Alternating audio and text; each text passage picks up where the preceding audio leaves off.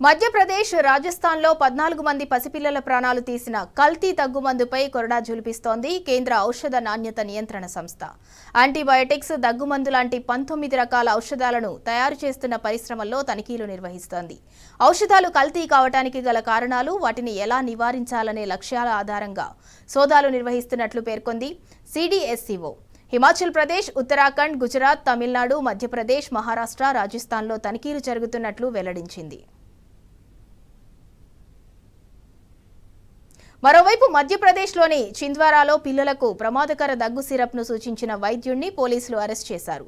11 మంది చిన్నారులు మరణానికి కారణమైన డాక్టర్ ప్రవీణ్ సోని అదుపులోకి తీసుకున్నారు.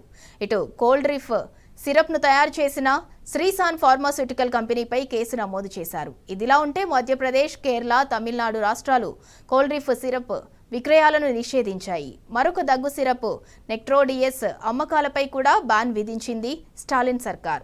జైపూర్కు చెందిన కేసన్స్ ఫార్మా కంపెనీ ఉత్పత్తుల్లో పాటు మరో 19 ఔషధాల సరఫరాలను రాజస్థాన్ ప్రభుత్వం నిలిపివేసింది.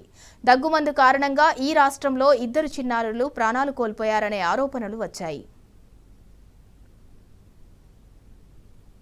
కాగా కోల్డ్ రిఫ్ తీసుకున్న చిన్నారులు ముందు కోలుకున్నట్టు కనిపించినా తిరిగి అవే అనారోగ్య లక్షణాలు కనిపించాయి. మూత్ర విసర్జనలో తేడా కనిపించింది. పరిస్థితి మరింత దిగజారి అది కిడ్నీ ఇన్ఫెక్షన్గా మారి మరణానికి దారి తీసింది.